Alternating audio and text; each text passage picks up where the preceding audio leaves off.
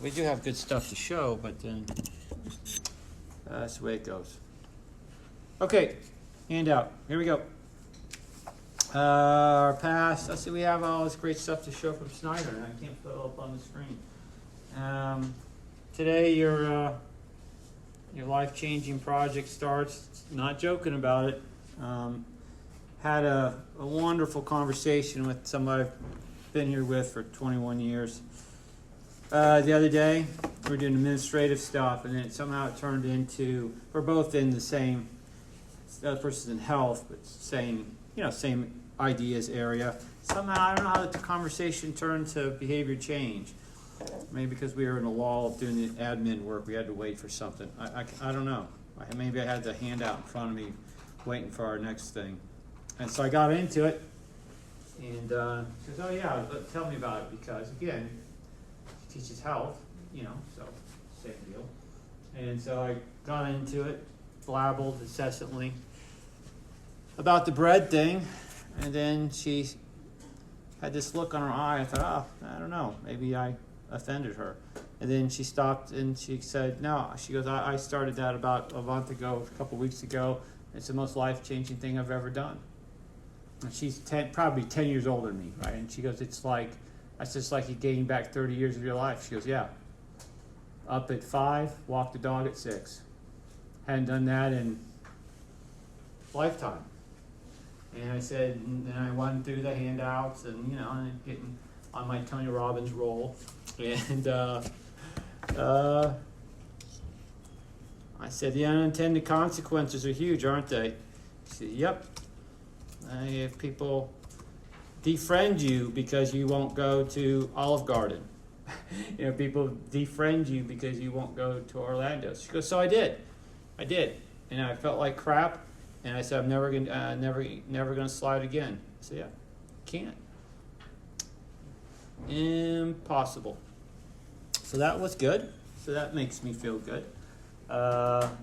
Somebody else I can see that person and send an email, right? So then at Snyder High School, of course, I would think Lee would be all over this with your sports science desires to overtake the world. On my YouTube page, Lee, which I don't think you're a subscriber, which again is surprising. And we have our stuff. So I can't show it to you because it's this thing that won't work. But if you all go to my YouTube page and Sandy will prep his post-surgery stuff with my golf videos to get mine right. And on that page, we started at Snyder again. Low run. We don't have to go through all the handouts. I mean, right? We're just trying to make things happen there. Hey, Dr. Walker. Yes, sir. Do you have a link to that page? Well, I do, and I'll send it out here in a second. But it's real simple. You type in Mark Lockbaum, right, and then our YouTube page looks like this. Right, and then stuff comes up. Anybody? Jacob? I'm sure you can use it for your training stuff. Right? A lot of fitness stuff there, right? Free. Do it before I charge you. And so we have, I can send out the link here, Lee. Copy. Where would I send it to? I'll just send you an email real quick. Go, and we'll get started here. But it all send anyway. So I sent it to Lee. Lee, you can send it around. I want to break the BCC. Well, I'll send it to Mike because then it's just endless, Mike. Here when the thing doesn't work, it is endless. There's Mike. Mike. I guess I can pull it up on this computer because Mike could see it. But nobody else can. Okay, so we did Mackenzie right here. Boom. If you want to watch the whole video, there she is. Right? Changing lives of young people. That's what it's all about. I'm not sure Mackenzie's seen the thumbnail I used. I think it's pretty funny. I'm sure she's into it. Third one over. Thumbnail for our 35-minute one. There it is. Yeah. There it is, Lee. There it And so if you click on day 3, we do the Jason Selk thing, and it's thrilling, right? Because every day around 3:05, they log in. They've sent new photos. Jessica has, head coach. They've sent new photos, and I remake the thing. And Jessica texts around 3:05, go. And I stop what I'm doing as well. I was golfing. I've been golfing, and I stop exactly what I'm doing. I turn on YouTube and I watch it with them. Right? And everybody watches it, and it should be, it's like preseason workout. So there could be 30 kids there, not 30, 25, there could be 20, whatever. And then you watch the YouTube thingamajigger, click, click, click, click, click, click, click, click, click, and then we're all in, right? So it's the ultimate in accountability is the point. And so if anybody in their behavior change project goes, I need that accountability, right here. I'm right here for you, right? And if we make it to day 3 today, that'll be a miracle. Yeah, a miracle. It's a miracle because everybody complains about their mental weaknesses, but nobody does anything about it except people on TV, and everybody else just complains about it. So there we go. So you can follow along. Lee, you can build your business on it, free. You can link to it and pretend that we're business partners, just like that, right? Just like that. You can say you videoed the lecture. That was your contribution. Okay, so here we go. Here's our outline. I pasted it from the thing we have before. I get the giggles. I have to remind myself. I'm so excited about the behavior change project, Kelsey. I forget about the rest of the class. I just absolutely goes by me that we have class. And then we have all sorts of other things going on. So we have a small class, and then I just forget about all of it. I lose my mind, right? So we're going to have some mini micro Mark Divine meta-analysis due dates because we already had this on our schedule the entire time that November 5th is our hopefully our drop dead date that we're done. And so I feel some level of push from a few people, no level of push from others. And so I thought, okay, well, we better do that because November 4th is way too late to get started. So we will have our topic sentence, which we know, right? And whatever it is, what is the relationship between social physique, anxiety, and I can't remember what else, self-esteem in the normal population, right? Bingo. So that is the topic sentence. So let's not overthink our topic sentence. Our topic sentence is one of the 4 options that we've already know. And most people in this room already know what it is because you already discussed it with me. Right? So we'll get that stuff done. We'll get 7 studies coded. We'll get 8 by October 8th. Right? We'll have a short virtual meeting that next week. Right? Just so I can double check it. Just so I can double check that everything is correct. And then we're really, really on a roll. Right? And that's exciting. If somebody's on a bigger roll, again, if this thing worked, I would do it. Maybe at some break that we never take, we can make this thing work. Because there's an effect size calculator that's free online that takes 2 seconds, just like you learn in 2 plus 2. You just plug in your numbers. Lee would plug in his Beck depression numbers from his RET group, and then the next line says control. It says whatever it is, group 1, group 2. You do that, and then you click go, and then the answer's right at the bottom. It's like it's like you're a 3rd grader. And then Shatira, Mackenzie, I'm trying to think of other people who have relationship questions, would use it and put their correlation and the numbers in the sample in, and then at the bottom it's going to give like a Hedges G, a Cohen's D, and we'll use that. Why? So we can normalize across the class, and when we discuss, everybody will be on the same metric, right? Because a correlation is usually about a 1/10 below an effect size, because effect sizes they could be to infinity, and correlations can't. So it's simple. Again, it converts it in less than a millisecond. And it just makes it so we all speak the same language. No big deal. I could make Lee transform his back to correlations. but that doesn't really make any sense because he has standard mean differences. Okay, awesome. So we got that. And then on the next top of the next page, I just put where we're at because it seems like in our world it's important, though again I already complained that I did that last semester, then people say I don't do it, and I do it every time. Not complain, maybe mentioned. And I do it every time. And so today, here we go. So we're going to go over our assignment 4, right? And so, Jacob, you're up first. So, slow boat to China. I'm in a massive rush because of my behavior change enthusiasm, but there's zero rush. Great assignment. It fits into our affective reflective theory, right, with Kadiakakakis. It fits into some of our thoughts on some of the marked divine emotional, our 4 dominant emotions, right? It could fit into there, so it's got lots of fits. Jacob, you're up first. For question 1?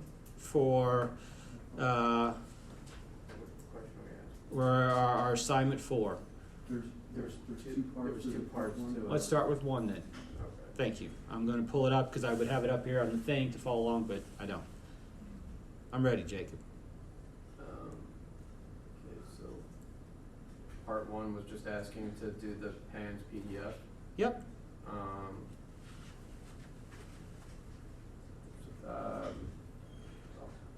So it was just filling it out. Yeah, you exercised. Did you bottom out? Did you feel better? Did you don't hem and haw? What happened? At the beginning, when I filled it out beforehand, Yep. it was low. Yep. Immediately after, it was high, which fits exactly what was in the Reed meta-analysis. That sounds good. Okay, Sandy, you. Just let's do part 1. Felt the same Yep. beforehand. I filled it out, and I think that I had a bigger change in my positive effect than the negative effect. I think that my positive effect was higher, and Mhm. the negative effect was slightly lower, but not as significant. Yep. And potentially because you're not a negative guy anyway. So Yeah. Kelsey? Yeah, I kind of saw the same. I didn't have a lot on the negative to begin with, Mhm. so I was just kind of already in a decent mood. Mhm. But my positive ones went up a little bit after my run. Mm-hmm. Lee, don't be shy.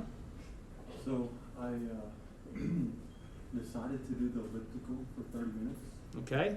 And what I did was I filled out the questionnaire 30 minutes before I exercised, Yeah. and then 30 minutes after at 4. Yeah. Before exercise, I scored a 25 for the positive feelings and 27 for the negative. Yeah. And then afterwards, I scored a 32 for the positive and a 20 for the negative. So to conclude, I concluded that exercise increased my well-being and decreased negativity. Well, that's good. That means when you're negative Lee, you should go get on that elliptical, right? That's the immediate lesson, right? Mine was pretty much like the positive improved, and I didn't have a whole lot of negative. Yep, to sure, begin with. yep. Really, it was just that I did it at the end of the day, and so I was kind of just tired, Mhm. unmotivated at that point in the day, Mhm. and then I noticed like once I was finished, I felt better. Yep. Stira? For me, I mean, I teach PFW classes, so Sure. I start like at 8 in the morning, so it's kind of hard for me to start to work out immediately. Mm-hmm. So my negative was a little bit high because I didn't really want to do it, but after I ended up working out after Yeah. like 11, it improved, so then I felt better about myself throughout the day. Yeah. Well, that's awesome. Thank you, Sandy. Mackenzie. And then Mike, you're up. Yeah, I mean, I wasn't very high on the negatives Yeah. before I worked out, but after I finished working out, my positives I noticed went up a lot. Yeah. Mike? I did a 5K for time. It's virtual course, Yeah. and a little bit nervous going into it because I haven't run that distance for time in a long time, but the scores in the second survey were higher for the positive measures: interested, strong, proud, determined, and my scores were lower after the run for distressed and afraid. So I think I did a little bit better than I thought, and that was shown in the results of the survey the second time around. Yep, awesome, good. And so in general, if let's say this was a class of 100, in general, that's in general what would happen. It doesn't always have to happen, right? And I think the general thing is, again, I could talk forever.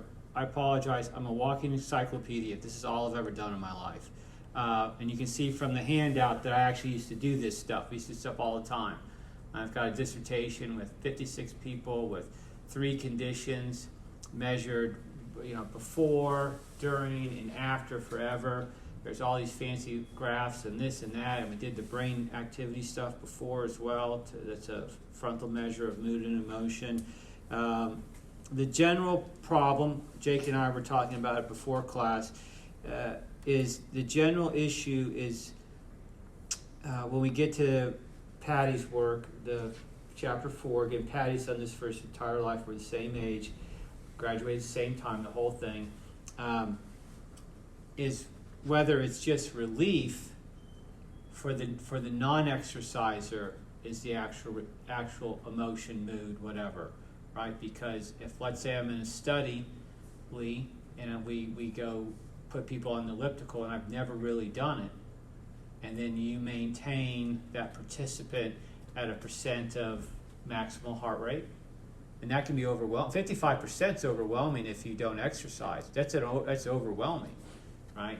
And then so if I do that, and then the moment that thing is done, I hand over a questionnaire, and though the questions aren't about relief, I see positive words, and I feel like, oh, thank goodness that's over. And so I go extra high on the positive things. So there's typically not a real difference between trained and untrained. I can't have all the read. I don't have all the read results in my mind, so maybe I'm saying it wrong. I know from all the stuff I did for 20 years, right, the moment it's over, everybody feels better. And it's Lee's point about waiting that 30, waiting that hour. Madeline saying that she felt even better after, right?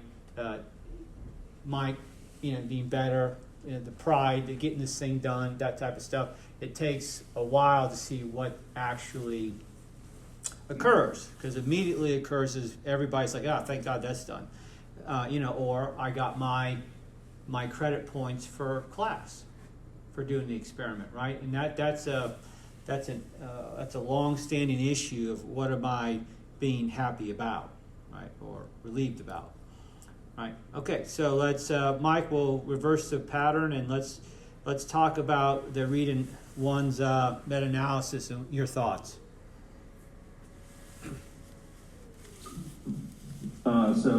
Unlike probably most of the folks in the class, I don't really plan to have a career in sports or fitness, but who knows, in my second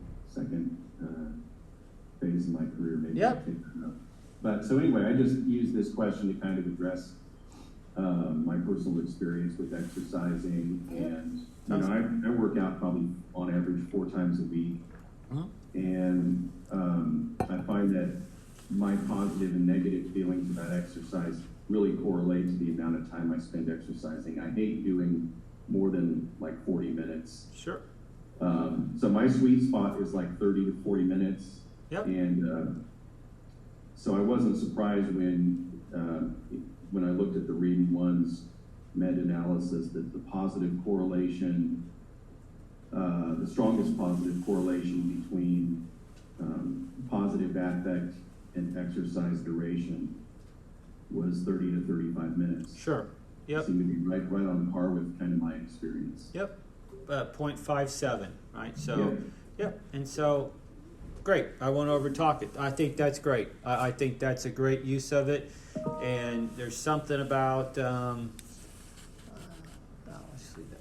There's something about feeling, I don't know, to verify that what you do is the way you feel in meta-analyses, because those things are usually right on. They're, with a lot of people, everybody, these things are right on the money, right? They're right on the money, right? In the sports psych class, blah blah blah. You take golf data, the same golf course, blah blah blah, for 15 years. It's right on the money. You turn on the TV, somebody does X, Y, and Z. It's right on the money, because these things, they're not wrong. Reversing the pattern. Who is Mackenzie? You're up. I'm kind of the same way as Mike. Like, I like working out for about 45 minutes. But I think it would help me with my career path, because I want to work with athletes. So if I'm doing treatment with them, the study said that people prefer low intensity. So I could do, low intensity for like 30, 35 minutes treatment with them, so they get like that would benefit them the best. Yep, I have everybody's answer for you. There's nothing better. I have those in the gym. We should just do it in class. You go get one and just do it. What's the name of the brand? It's a spin bike brand. It's the one everybody uses. Broncos, Cowboys. They're on the sideline everywhere. They'll come to me, and that doesn't matter. But they make no noise. They make zero noise. There's zero noise with them. I used to have them in public schools with children, 4th and 5th graders, and people go, "Oh, I see your point, Mark." Yeah, it's a basic point. If we just sat and moved, like so, Mackenzie had a client, and they just took a brisk walk while talking about an issue, it will just be like this exponential, even better experience, right? As opposed to sitting, and when I sit, again, there's this notion if I stand, it's another meta-analysis that I talk less. It's in public speaking you talk less, but when I sit, Lee, your confirming head nods make me just zoom right in on you, and it's the same name as my dad's, and then I just all sorts of emotions. When I start doing this, Jacob, and somehow that body style doesn't help with positive emotions. It never has. There's something, right? Like this does. But it takes so much effort to do this, right? I need one of those shirts that you buy online, that blows you back. Every time I see it, because when I travel, and I have infomercials on all the time to see what I'm missing out on, right? Because we don't have TV at home. We have TV, but not like cable. We just have a TV that we never use, right? So I think, I should get one of those. And I feel better all the time because it pulls back. It makes you feel better, right? It makes you feel better, right? Proud. That type of emotion. I'm standing up tall. Now I'm in the military, right? I say it to people and they just look at me like I'm a dodo, Madeline. I'm not a dodo. I'm enthusiastic, right?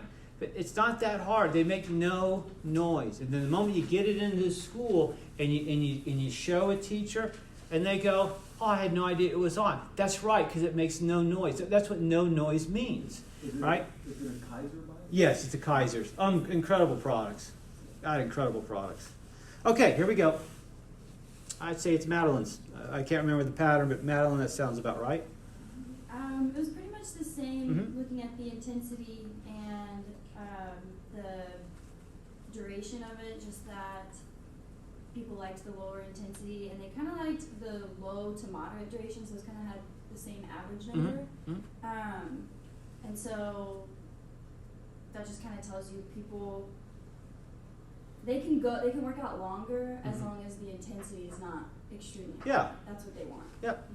Yep. Because this isn't competitive athletics. Yeah. That's the number one point is feeling states. It is a lot easier to get rough and tough when I win. Yeah. As opposed when I just watch a video and get some exercise. Yep. For me, so I looked at the 3 different ones, just like the baseline, exercise intensity, and post-exercise. Sure. So like at baseline, I saw that it was a little bit lower, I believe. No, I think it was higher. Like for me, like just thinking about like for coaching in the future, like when it's lower, if at the beginning of the workout, it may be lower because athletes may be tired, Mhm. like the night Mhm. before, so that can affect their workout. Mhm. Then looking at the exercise intensity, Mhm. it saw that they prefer lower intensity. Mhm. So that just kind of puts in my mindset that if I do design a workout, it should be like not super low intensity, but like in between, to where they can get an effective workout out of it Yeah. and feel good about it without trying to like kill them with a higher intensity. Yes. And for post exercise, it's pretty much that there was improvement, like about a few minutes afterwards, Mhm. and yeah. Yeah, no, I think, I mean, Daryl Dora played basketball here, and he used to coach here as well. He was a student of mine, a million years ago, because he played here. And he played in Japan for a lifetime. And when he was in this class, he talked about this, and he said that the first time in his life in competitive athletics in Japan, they brought him in for practice and they simply walked. And it was stunning to him. And it was stunning, one, that happened, and two, how good he felt. How crazy it was that he, and again, as he got older, right? Because you get older, and then the whole, rough and tough stuff isn't as much fun, right? It's not. I said he was stunned, and he's walked, and you then, I'm going to go to Mackenzie's, what she said, then we followed up on that. Then he said, then you learn something about somebody else, because then you would walk with somebody else, just around the gym floor, and learn about somebody else, and have a real conversation, learn about a teammate, learn about their interests and whatnot. He goes, it was like the greatest thing. He couldn't believe it, right? You just go, maybe they read the meta-analysis. I don't know. Kelsey. So looking through the lens of cardiac rehab for Mhm. mine, I kind of honed in on the exercise dose part of it. Yep. Because we have some people that you can't get their intensity up because Mhm. of the 800 things that they have going on. If Mhm. it's their knees or their back or they have asthma, there's so much going on with the Yep. patients in cardiac rehab. But those people, we just try and have them go longer if they have to stay low. And then, so I was pleased to see that for dose, moderate was the highest one, because that's where we try and get everybody to. Mhm. Like, we're always super excited if we have people that can go run. I had a marathon runner that was running on his first day. Yeah. That was kind of wild. Yeah. But usually we start people low and we work them up to kind of a moderate dose, and Mhm. we're always pleased with that. So I was happy to see that was the most positive one on that. Yeah, that's good. That's and the moment it's done, you go, God, don't you feel great? Isn't this the great? Then you go right to affective reflective theory to make it the reflection, so you get rid of the automatic So you go right in it. Lee, you're up. So I specifically looked at the exercise duration, Mm-hmm. how it has a large negative effect on PAA. It does. So I specifically looked at the number negative 0.72, Yep. which is going to be on the high side. And so in terms of strength and conditioning, you should not like that the exercise duration causes large negative effects Yeah. in psychological benefits of exercise. So I don't, from that graph, it should not exceed 75 minutes. So whenever you're Mhm. programming for your athletes, Yeah. you shouldn't go longer, because it's going to affect their mental state, Mhm. but also for yourself as well. So your question was how can you apply this to your future career? Mhm. So going into strength and conditioning, you shouldn't exceed about 75 minutes in your program for your athletes. But also for yourself, it's like, yeah, you should do well in your career, but you should also take care of yourself Mm-hmm. and exercise, but don't exceed about 75 minutes. Yeah, yeah. It doesn't, because again, it doesn't say that your body is gonna not benefit, because it probably could, but then the mind does it. So then I don't want to do it again, right? Then I don't, and I don't do it, and I don't know what happens if you break it up. in 30 minutes here and 30 minutes there. I have no idea. Sandy, you're up. For professional golf, I said that it can be applied to this career to help positive mood. I feel like having a positive mood going into a tournament is important for performance, but I don't necessarily think that feeling good in the off season is necessarily going to see growth in practice. Exercise dose I focused on, which is a combination of intensity and duration. I'm obviously classing golf as a form of exercise. Sure. The effect size is most positive at low and moderate levels, so I said that I would implement low and moderate levels of practice during the week leading up to an event, so I feel positive and fresh. I think that's great because there's a time and place for tough and rough.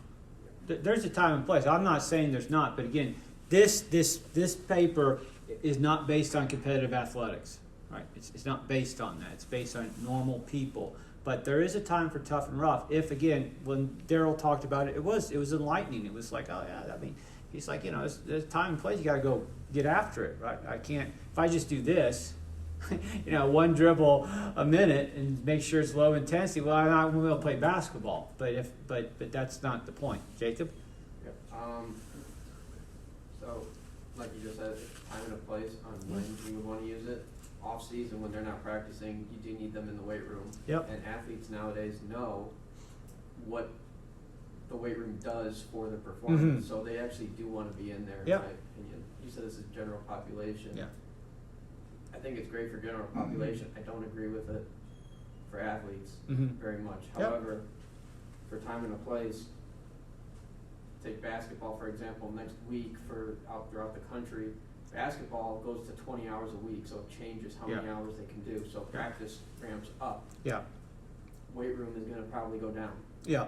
So now you can look at it within the 30 to 35 minutes, what it does, because you want to keep their positive attitude up when they're practicing more. Yep. But in the off season, they're not practicing very much.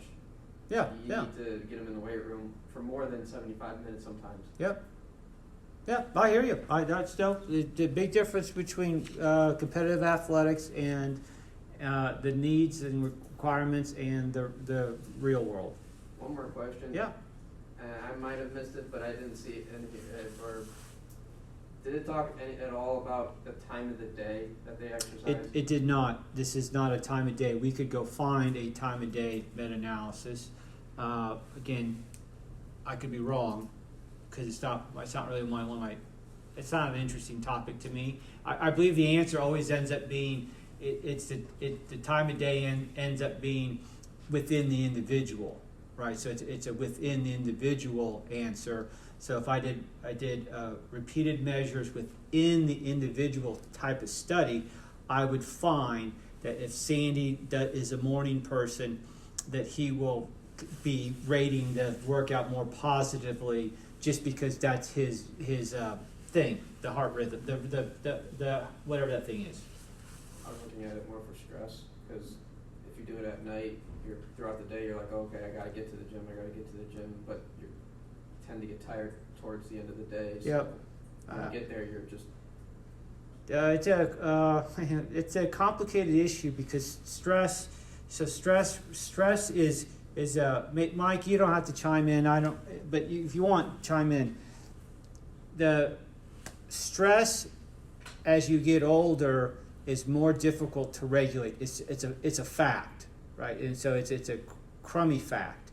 And so what happens is, without conditioning, what happens if I get a stressor, some event happens, and I got to turn the switch on to react to that. It takes longer to turn the switch on.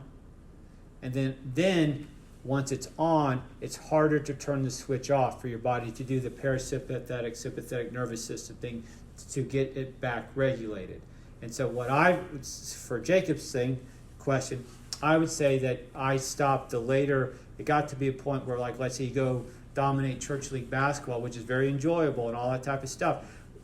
Win intramurals, very enjoyable. Oldest intramural winner in basketball right here, standing right in front, not once, twice, right here in front of you, right? But I tell you what, at 11 o'clock game, I'm not going to bed till 3. right? Because I used to play overseas. I played any time. It doesn't matter what time it was. It doesn't matter. Time of day. I'm going. Then I'm gonna get on the van. I'm gonna be asleep in 2 seconds. But then you got older, and then all of a sudden it doesn't stop. Mike, any thoughts? I never heard that before, but it Oh. kind of makes sense. I don't know. I mean, I feel like I'm more aware of stress now than I was when I was younger. But I don't know if that's just because life is more stressful. Yeah. Or if it's affecting me more. But Yeah. that's the first time I've heard that. Yep, it's a physiological, whatever. I hate to say fact, and then it's depressing. It's a depressing fact. But it's true. It's true. And that's why fitness is vital as you get older, because it's the Dean Spires physiological toughness model. Again, a walking encyclopedia, but that's good stuff. Okay, here we go. That's good.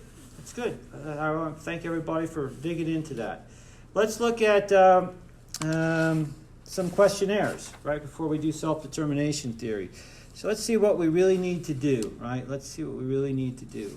So, Mike, I messed up. I need to email you here in 2 seconds. 2 seconds, I will. Mackenzie, can you help me with these? Thank you very much. So Mike, we'll do the BREQ 3. We'll have everybody collect their data and give it to you. It'll be a study. Let's see here. I need to go to my computer. Second, Mike. Okay, everybody. Thank you, Mackenzie. Let me get Mike caught up. I've messed up with the thing. The computer thing makes it very hard. Mike. There. Here.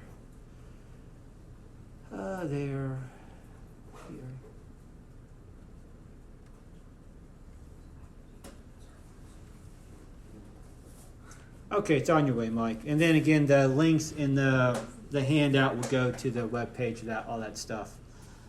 Okay. So let's first, right? So the idea of class right now, everybody, is that we'll fill these out, and then we'll talk about them after we talk about self-determination theory. So we won't give the answer first. So let's do this one. It says, why do you engage in exercise? We are interested in reasons underlying people's decisions to engage or not engage in physical exercise. Using the scale below, please indicate to what extent each of the following items is true for you. There are no right answers or trick questions. We simply want to know how you personally feel about exercise. And so we will score this eventually, and it scores out with our self-determination theory model. Just simply circle it, and then we'll do another one. And I'll send you the next one, Mike.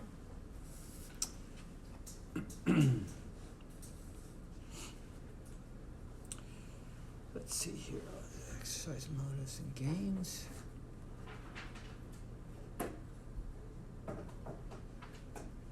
Let's see here. Where's that handout?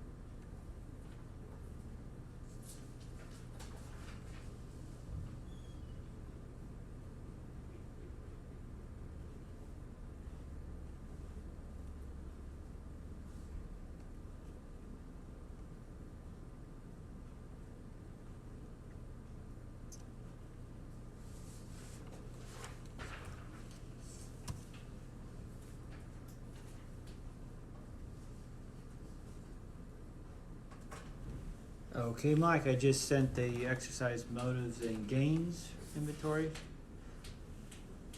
So we'll do our handout. The next one's no rush. What we get through is what we get through. There you go.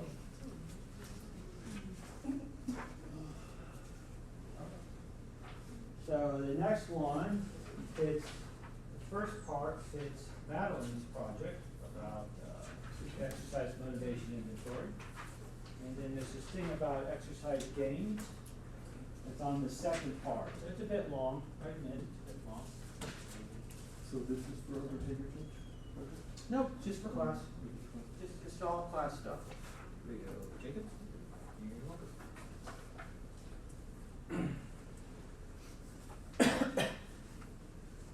So what we want to be able to do is couch our reasons into theory. And so these questionnaires allow us to ponder theory after we do them. And so the first part of the EMGI is just your reasons for exercising. Right? And then there's a kind of a blank page, like it's an instruction thing from David Markland. And there should be some type of activity before we do the gains one. So I don't know what, we could talk a little bit first, and then you'll do the 51 questions that says a filler, questionnaire, interview, other activities, passage of time should be included between motives and gains sections. So then just stop, and we'll do something else, and then we'll fill out the gains part later.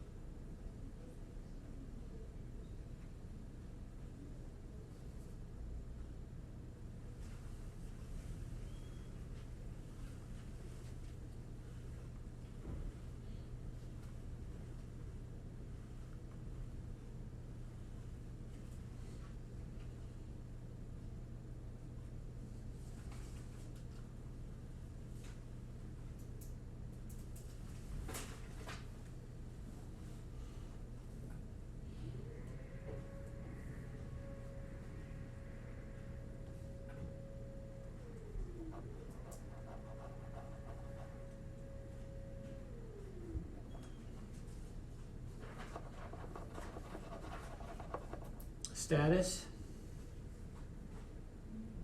About done? No?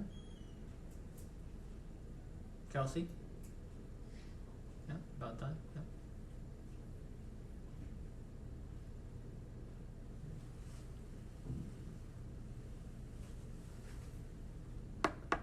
You know, our newest grandson was born yesterday, and both his parents have PhDs in creative writing English. Think how hard it will be on him.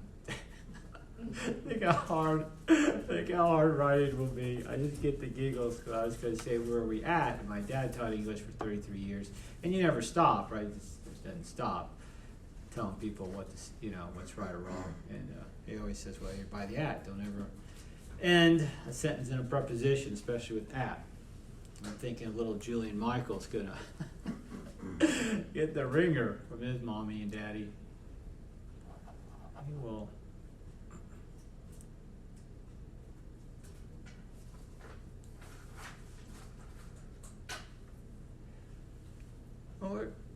Now, does anybody know where Nicole's at? She wasn't feeling well, I think. Huh? Is it just me, or is it like just repeating the question over and over again? It's exhausting, Jacob. The same question over and over again. Well, kind of. Not just in a different sentence. just in a different sentence. Did you do the gains thing, or did you take a break? Well, we'll see. No, I did right, like back to back. Yeah, gotcha. Okay, let's move. Here we go. Mike, I'm going to write on the board. I don't know how else to do it. I'm not going off of anything other than our handout. So you've got in front of us. I would pull it up on the board and point to it. Okay, so self-determination theory. We have a small dilemma. I'm not saying people don't read. If you read all the chapters, every detail of all those words in our book, Patty's chapter 4, then of course says the theories like we talked this before, self-determination theories. The other things are old news. They don't help, and we should get rid of them. But of course, before he says that, we have chapter 3, which is all about self-determination theory, and then in chapter 2 it has also self-determination theory, and then chapter 4 says, that stuff is old news and it stinks. It's got to be the most studied theory in the world, to my knowledge, of motivations and things like that. That and achievement goals, there's it's hands down studies a day. And so I've heard Richard Ryan speak when I was in Singapore. He can speak, I tell you that. He can just come up and just start talking. People are the theory people, they don't need slides, they just start talking. And he has slides from like the 1980s because it doesn't really change. The idea doesn't change. And so if we look at our handout or look at the board, we have 3 psychological needs, right? And that's the basic part of it. And whether you think those are your 3 needs or not, that's kind of your call, right? And so we've got competence, the need to feel competence, which is the basis. This is where I could go off the rails here, because that's the bottom line. This is the bottom line of all achievement motivation. Right? We haven't really had that conversation yet, but it's how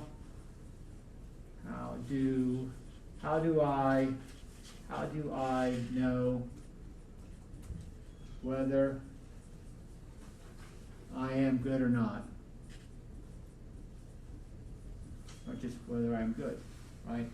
And that's the bottom line, right? Because if we just were hiding from lions and tigers and bears and dinosaurs, that really wouldn't be a thought, right? But we live again in a society, right? And we have things like we need money, and there's things that you have to do to have money, and you have to have competencies, right? So this word competence, competencies comes across a bunch, right? We have stuff we've got to get done. All right, and I can't remember, I can remember barely 2 seconds ago, but again, in that self-made man story, we hit that hard in applied sports psychology, but it's that self-made man story whereby these theories came out, right? Because achievement motivation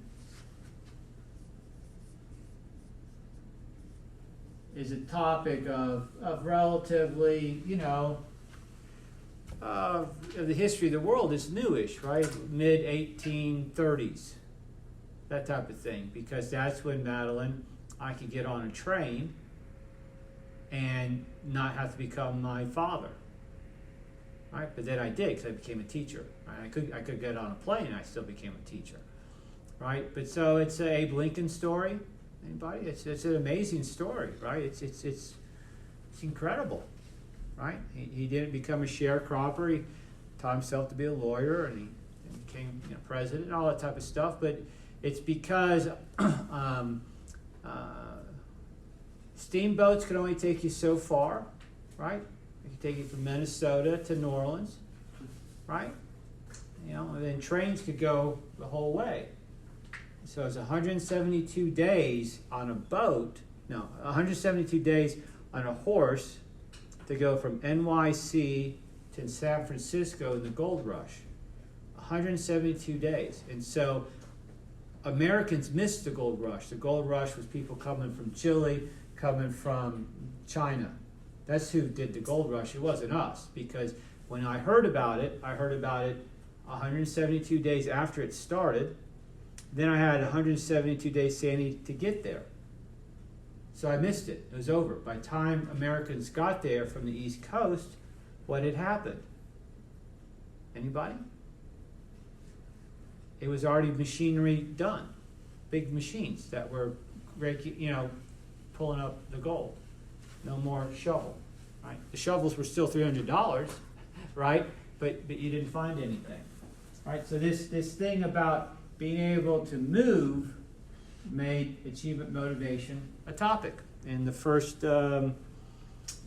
pop psychology type of thing was from the Bloomington, from where Jacob got one of his degrees at Illinois State. The Illinois State newspaper, the Bloomington Normal newspaper, published the first known to people type of psycho blabble about achievement.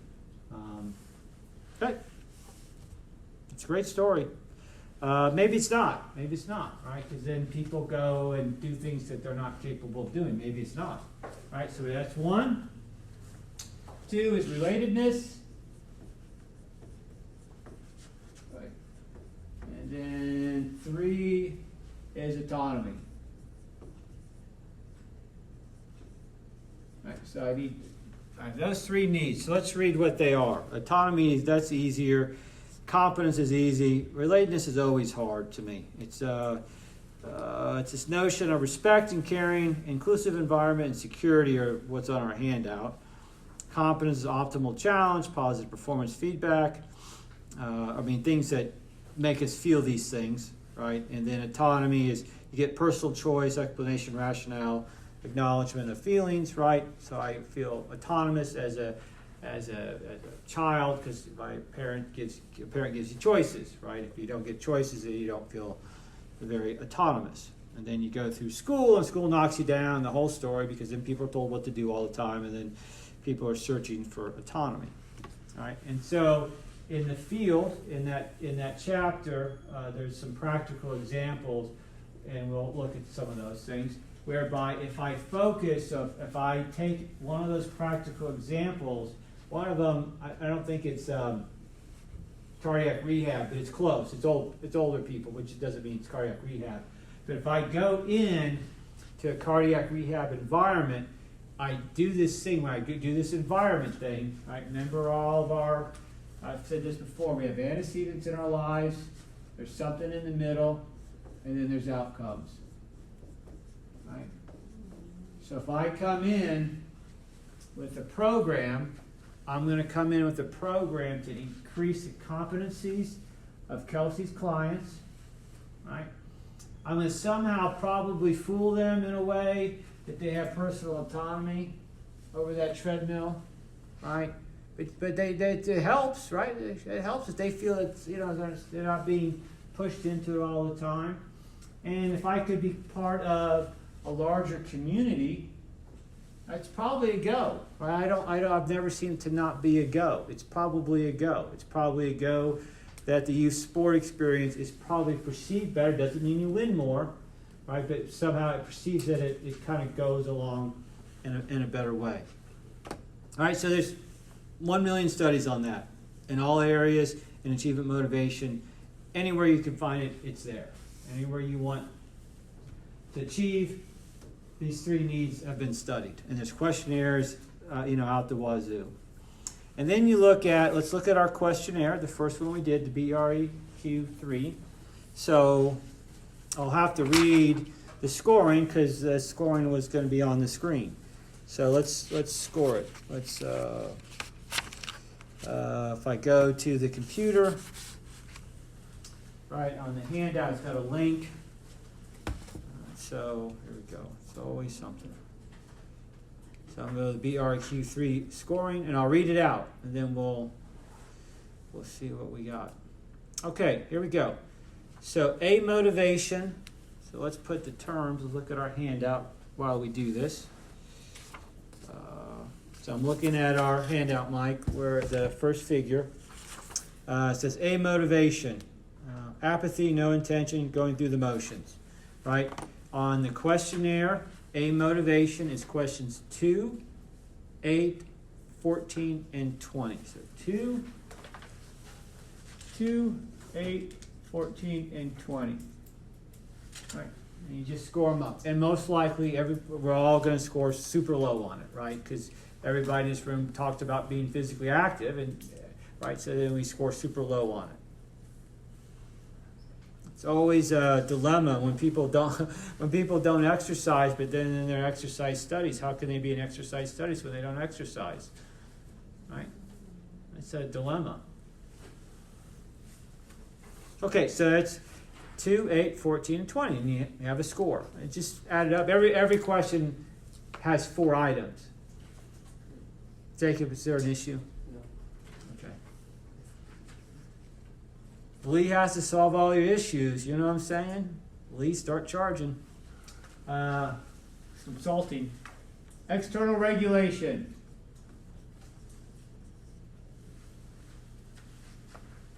Questions 6.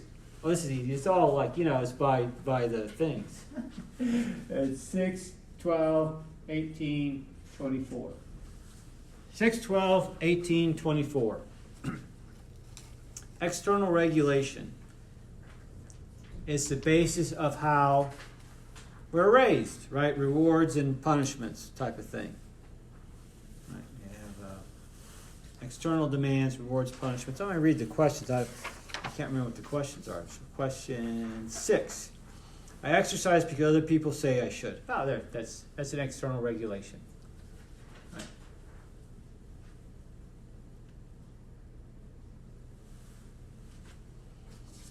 Okay.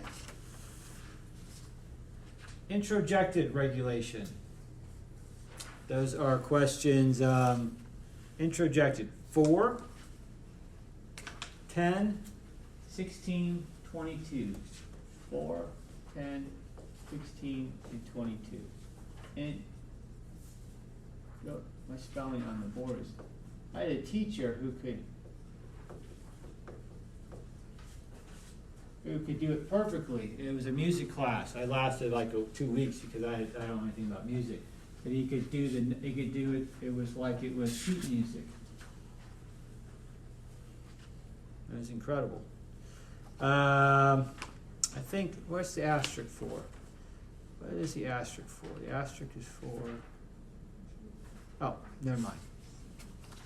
Introjected regulation is, let's read a question. 4. I feel guilty when I don't exercise. Right?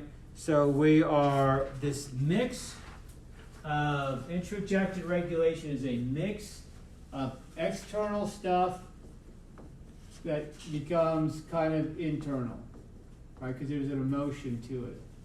Right? But most likely, not always, that I feel guilty because I owe it to somebody, maybe, or I owe something to myself. So it's this mix of stuff, right? It's the, oh, I just ate a big chocolate chip cookie from Stripes I wasn't supposed to, and I feel guilty, but I ate it anyway situation.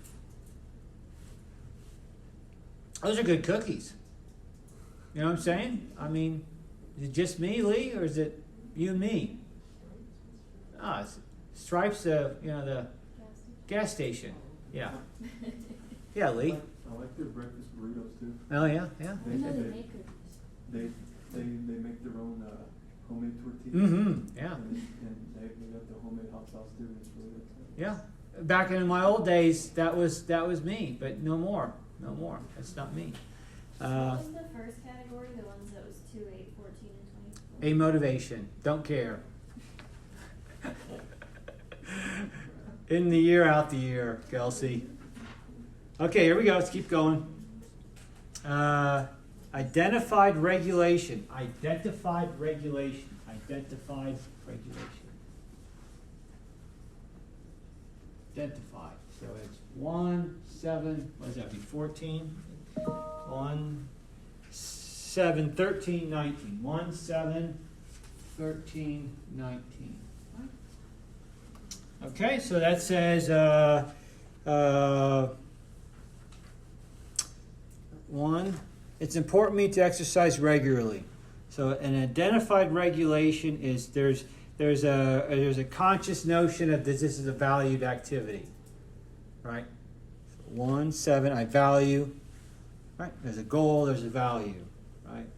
And our idea as we go along is that these 3 psychological needs push us to where everything becomes internal, which is tough, right? It's tough to have everything be solely internal as the driving force, right? Just because I do it because I enjoy it, right? Almost there. It's exhausting. So what was the second one, Dr. Lockman? So it was What? A motivation. External regulation, The external. right there, right? Then after the third one was introjected regulation. Then it was identified. And now we're into integrated regulation. Right? Integrated regulation. It's 5. So it's integrated. Integrated. 5. 11. 17 and 23. Integrated. And our handout says it's internal. It's fully assimilated into the self. So that seems pretty good. Right? That seems like a good place to be. Right. So that's question 5. I exercise because it's consistent with my life goals. That seems okay. Doesn't seem anything wrong with that. It's going to be tough to find everything in life to be like, oh, I do it just because it's so much darn fun, right? Because again, there's other things in life that we have to do. There's things that have to get done, right? Okay, intrinsic regulation is our last one. It's 3, 9, 15, and 21. 3, 9, 15, 21. And I've never called it intrinsic regulation. I've only called it my entire life intrinsic motivation. I've never said that. I've never said it's a regulation. I've never heard that. So that's a question. What was that? 3? I exercise because it's fun.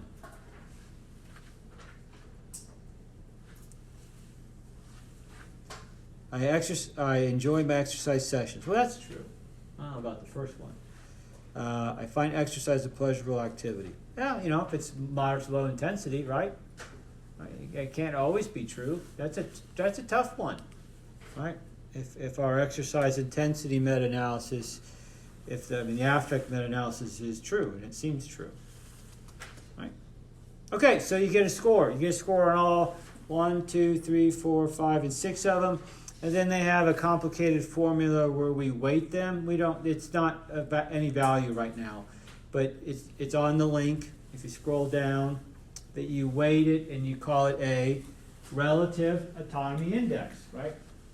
And that's a funny term because it's only hitting one of our 3 needs, right? It's called a relative autonomy index. Used a lot. It's probably not used enough, right? Because we get the scores on all the items, but it really should be a sum score. And they're weighted. It's a weighting score. Jacob, you'd be in hog heaven with your Excel sheets because you could weight those numbers. It'd be exciting, right? A motivation's a -3. External regulation's a -2, right? Introject's -1, then we get a +1, +2, +3. Then we get a relative autonomy index. Seems legit, right? And so there's our figure 3.1 is basically Mike's using the BREQ-3 for his project, and there it is, right? That's pretty much what it is. And so we want to talk right now for a minute, about the autonomous versus controlled part in that story. So I'm looking at figure 3.1 on our handout. I could talk forever about it. It goes stories from the 1970s. And I'll probably tell those stories right now. Right? And so in your personal lives, in your jobs, right? We want to feel autonomous and not controlled. Right? And so back in the 70s, when this stuff was coming to light, a big deal was the scholarship athlete. Right? So it was really about rewards. Right? About giving people rewards. Is giving people rewards a bad idea? Does it undermine joy and fun and self-determination, whatever? Does it undermine it? Right? So the study would be if a kid comes to college on full scholarship, so it's basketball, football type of stuff. It's back in the 70s, right? There was 150 guys on a football team. This is a long time ago, right? And then softball gets a couple, track and field gets a couple, right? Then they got all these couples, right? And so if I'm in that group before Title IX, right, and I get a scholarship, well, what do you think happens in that lower group? What do you think? And I get a scholarship. What do you think? What is that scholarship then? If I get one in softball when before Title IX and all that type of stuff, if I got women's golf, right? Diane Gill, who is a student of Reiner Martin's, who's the owner of Human Kinetics, she went to Illinois. She drove the softball team at the University of Illinois, the softball team in a station wagon to games, right? No bus, no whatever, in a station wagon to games. Pre-Title IX. She drove a university team in a station wagon so they could have games. Right? So if one of those girls was on scholarship, what would that girl be? Feeling. What would the feeling be? Jacob, what would the feeling be? Very good. Unbelievable. Out of all these other people on this team, people actually value me so much. They value me so much that I get one of these things. Whereas, if I'm one of the 150 guys on the football team, most of whom don't play, nearly all of whom aren't going to the NFL, and who all of a sudden need to be there at 5 o'clock to run in the morning for punishment, well, what do you think that scholarship then is? Autonomous driving or controlled driving? Controlled, darn right it is. Darn right it is. So then all of a sudden, that's a good reason to get rid of them, right? And you don't need 150 guys anyway, right? And so then we started doing this stuff. Then this was a big deal. This is a massive deal. right? It's not really that. It's really the perception, right? And that's where self-determination theory, I think, does help us. It's the perception of, Madeline's perception of, wow, this reward is unbelievable, right? Or the perception of, it controls me now. Now I'm stuck, right? Now I'm stuck, right? I am in a bind, right? And so we want to do these things that makes us feel that way, that makes people feel autonomous. And so on our figure 3.1, right, it says autonomous feelings are those three: intrinsic, integrated, and identified. Right? Where controlled reasons are feeling pressure or not having a choice. Right? And so then that's easy lingo. I've said this before. I was at a deal talking, and this guy who's a coach at SMU talked, but he got his degree, Jason Selk at Missouri. The guy talked the best I've ever heard anybody in my life, besides Richard Ryan, talk about self-determination theory, and then how he can incorporate it in at SMU in his coaching. And I was like, wow, somebody actually wow, whoa, that's impressive, right? Because he got that mix, right? You have that mix of at track. Most people are on scholarship, right? You get a little, there's too many of them, right? So it's a mix. And so he was blah, blah, blah, blah, blah. They're not Carl Lewis. They're not Leroy Burrell. They're not, they're not. Turn the page, everybody. We're on a roll.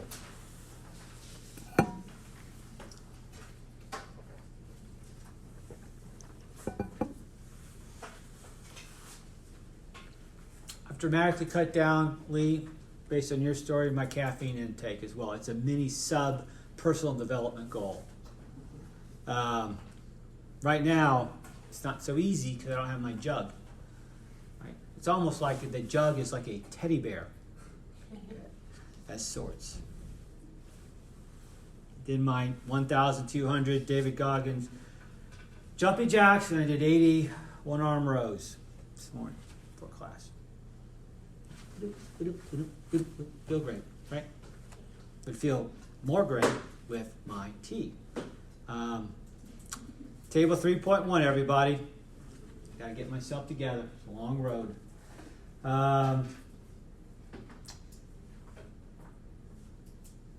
The thwarting, I don't like that word at all. It sounds like it should be hogwarting from the show. I've never seen those shows per se, I know, I'm sorry, Kelsey. The family is, it could go on and on and on. But say we're homeschoolers, and then witchcraft and that, it's out the door, right? But then our older kids, when they get older, they sneak it in the house. And then so I kind of watch some of it. Or I wouldn't know the name. I wouldn't have known the name, right? And then Cara Graham, who got her PhD and did the East Lubbock stuff with me forever.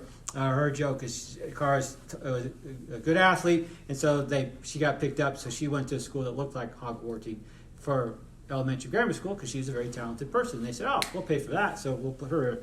And she said it looked just like that school. So she would talk about it, and that's fun. Here we go. So we have our three basic needs. Mackenzie, right here. Boom, boom, boom. And then the notion is what type of environment are we providing? So Kelsey, what type of environment is being provided at cardiac rehab to see if we can make this happen? Right? So what are the characteristics, Sandy, of training at Texas Tech Golf? Right? Is it something that's going to support your autonomy, your competence, and your relatedness? Probably most likely as an individual sport. I wouldn't say the relatedness is that big of a deal. That's just me. Right? Or does it thwart, which again is a difficult word to say, does it set you back? Right? And then we go to whether it's just indifferent, no big deal, who cares, whatever, blah, blah, blah, blah. And so, Shakira, if you take that and you go out in the real world, and I'm, I think you most likely people, you all think I'm serious. I am serious. I will be better at my job if I keep this model somewhere where I can look at it, or when you lead others, like other workers, right? and you lead others, and you show this to them, the initial reaction will be, oh, you're sourpuss softy. That's the initial reaction, right? Because it's a rough and tough world, and there's consequences, and blah, blah, blah, blah, blah, blah, blah, blah, blah, blah, right? But most people are not, again, who? LeBron James. Most people, let's say that out loud. Most people aren't him. So, and you can't get rough and tough with him either because he's the boss, right? You don't get rough and tough with Michael Jordan. He'll tell you what to do. You don't get rough and tough with Tiger Woods. You don't tell him what, hurt or not, you don't tell the man what to do. He tells you what to do, right? But outside of that world, these things probably do work, right? They do work if I'm the leader. And I do supportive behaviors. So let's run through that list for a second, right? On that list, let's see, I'm going off, I don't want to go too far off script because we're almost to, we're going to do an assignment 5 here in class, and let's see if we can make that happen. We're going to go off of this right here. We're right here now. We're on track. Figure 3.2, I'm going to jump for a second, then we'll go back. Has this, again, a supportive teaching environment, right? Again, our chapters are about physical activity. It's not about competitive sport. So here's this notion of things that we can do, right? And so where do we fall? Where do we fall? Life experiences, things that we're involved in, things that we want to be involved in. Where does what we do fall into that? And again, the point is that it's always hard to, it's not hard to say, it's got to be clear. Somebody's got to work at 7-Eleven, right?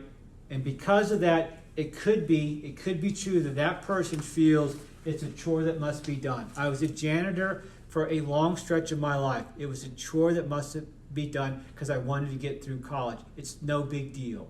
Was it enjoyable? Nope. Is there a scuffle that I don't really enjoy cleaning at home? Yeah. Because I was a janitor. So I don't jump to the activity it costs a lock bomb. I should, but I don't. Because I can't stand it. Right? But it was a chore that had to be done, and I benefited greatly from the University of Illinois taking a world-class education. I think I did. Unbelievable benefit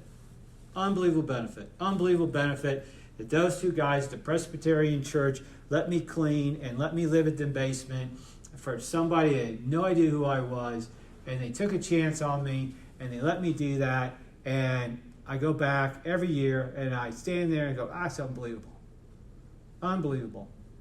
Right? Because I lived for free, right? Because I had clean toilets. I worked in the men's homeless shelter. I was a secretary. I blah, blah, blah, blah, blah, blah, blah. A chore that must be done, but as an adult, you walk by and go, God almighty how nice those two guys were. Those the pastors were who had no idea. I didn't go to church. Just was some lonely kid who needed help, right? And all they did was provide supportive behaviors for somebody they never knew. Just supportive behaviors. So I believe. Let's turn the page, Jacob. It says class discussions, class topics, assignment 5. I think let's talk about it. Let's see where we want to get this done. I'm thrilled that we're here. We filled out the questionnaires, and 6 points isn't supposed to change our lives one way or the other. It's the activity of doing these discussions that should be life changing, not 6 points, right? That would be a controlling behavior. We're doing it because it's a chore.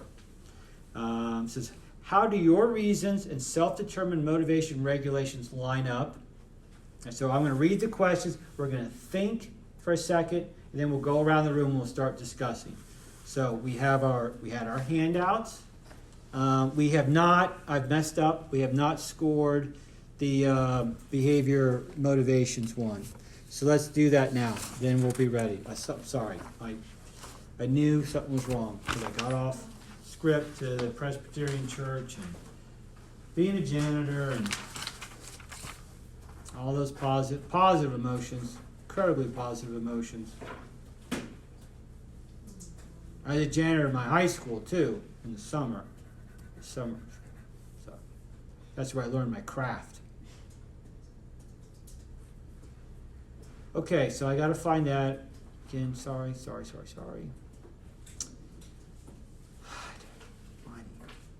And that thing doesn't work. It's disarray.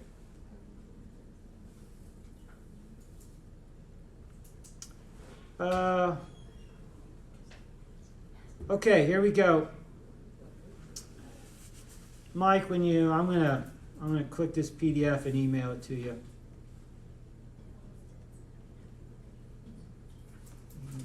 So clicked on it. I think it's a weird link, but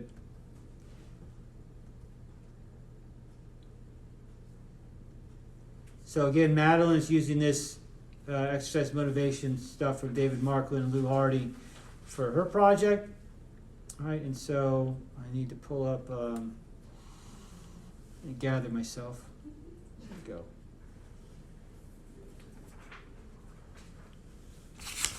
Okay, here we go. I have the thing. I printed it out. Here we go, everybody. So we have 1, 2, 3, 4, 5. Oh, it's too many. 6, 7, 8, 9, 10. There's a bunch of motivations. I'm going to hit print on this thing and go get it. Then you can just score it. And it's right here. It's right in front of us. So it's not hard if it's on the screen. It's too hard to read out aloud. So I'm going to pull it up. We can take a walk around. Jacob already took his, so he can't take one. Got eagle eyes for all that stuff. So I'm going to download it. Save it. I'm going to open it. I'm going to...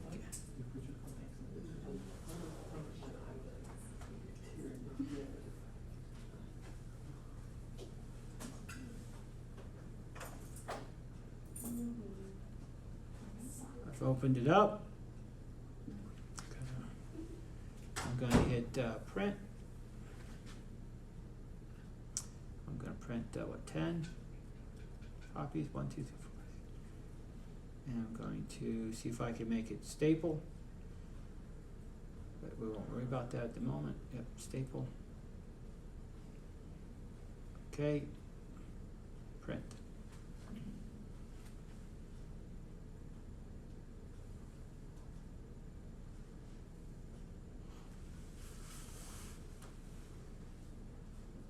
Okay, I'll go get it. I'll hit stop on this.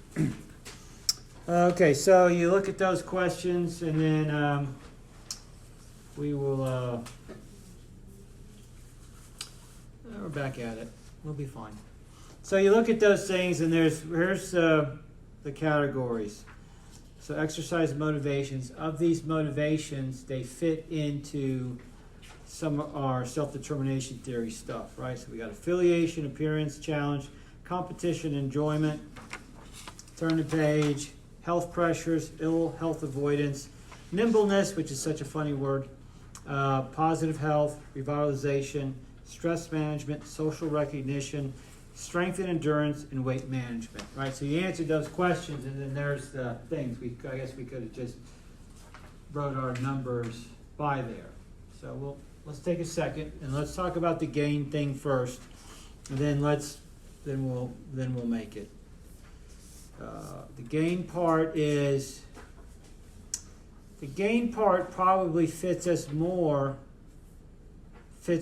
into, it does fit more when you read the website, David Markland stuff. When you read more about our needs, and when our needs, do we feel a gain, not a motive. There's right. So if I think of how the formula works, I can have lots of motives in life, right? / intentions. If I don't see a gain possible, right, then doing those things becomes difficult, right? So we go back on our handout. We go quickly back on our handout. Let's turn our handout. You go back to this, the figure 3.2, right? I feel it's, I go quickly back to it's a chore that must be done, right? So it's not a motive. Maybe it's a motive. It's a motive. I need money. I need money, right? But I don't see. There's a gain because I eat, but eating is not an exercise. It's not a self-determination motive, or it's supposed to be past that, right? We have to have our basic needs met to have our 3 psychological needs be even relevant, right? If I don't have food, then there's no competence, autonomy, relatedness, psychological needs. I'm out searching for food. So let's score those. If that's going to take probably too long. Again, another moment. Jacob's Excel sheet brilliance could have helped. This is the moment.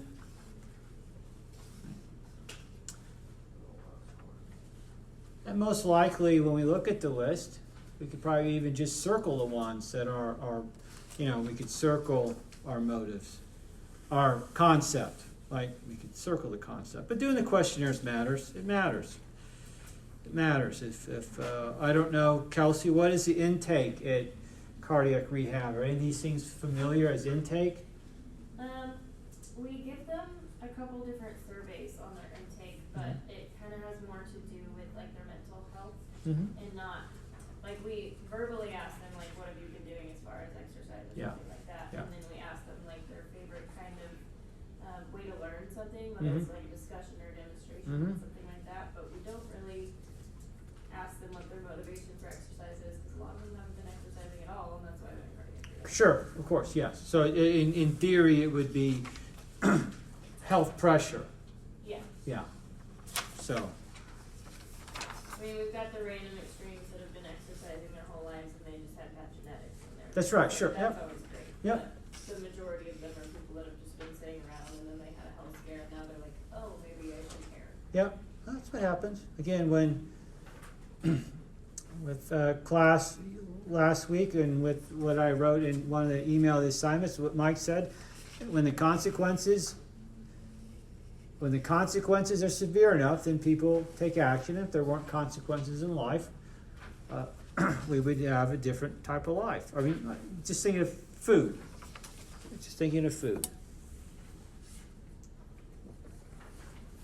I'm not sure I can think of anything better right now than an egg brisket burrito with some sauce. I'm not sure I can, maybe a little sprinkle of cheese, Lee? Yeah, Sandy, yeah. Some hot sauce. Yeah. My allergies being weak. Well, I'm starving. I had half a PB&J. I was trying to save my other piece of bread for later in the day. I couldn't envision the day. I was unsure if the boys come over. If the boys come over, then Cody comes over. Cody. You want us to do this right now? Yeah, I mean, yes, sir. I mean, again, you filled out those questions, and we were going to score it. But again, what I said again, I apologize. The board doesn't work, but we can all have emotional resiliency. I can look at the concept list if I want to quickly do it and circle the concepts that are the most important ones. There can't be 10 concepts that are all important, right? There's probably 2 or 3 that are more important. But we have time. It's a reasonable activity. If any of us, some of us go into the health profession, these are reasonable things to do. Is it reasonable to ask people? I mean, Jacob, 100% right. If the person goes, God, I've answered the same question 100 times over, the same question, just worded differently, then we're going to lose the client, right? An achievement goal questionnaire, say it's 12 items. I can easily find 4, that's all I need. Because each achievement goal has 3 questions that are almost identically worded. So I can just ask one. It's pretty reasonable.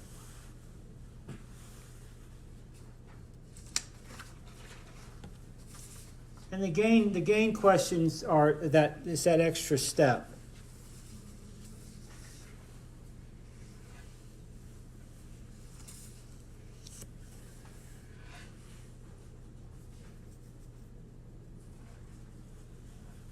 motive times gain should be much closer to equaling action than one or the other alone.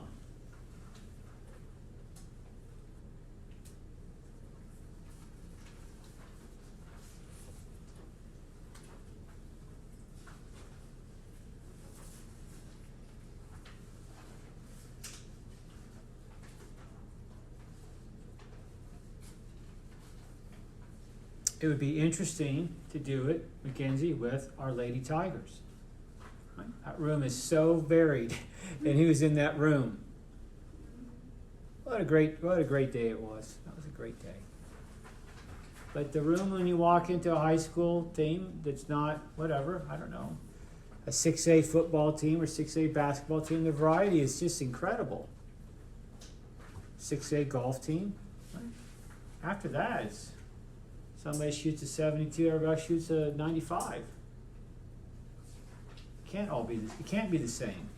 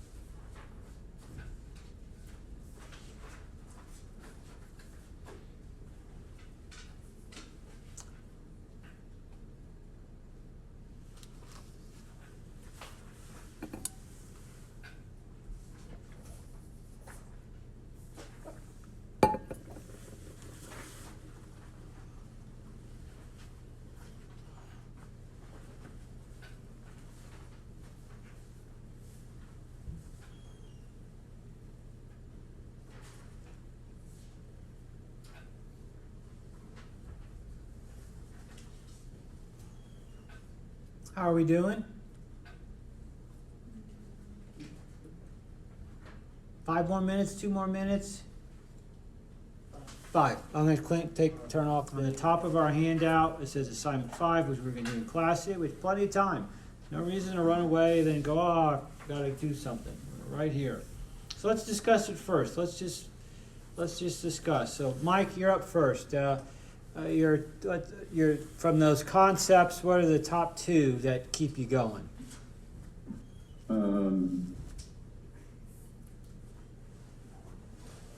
Looks like weight management, positive health, Okay. and health pressures. Okay. And of those, so we've got So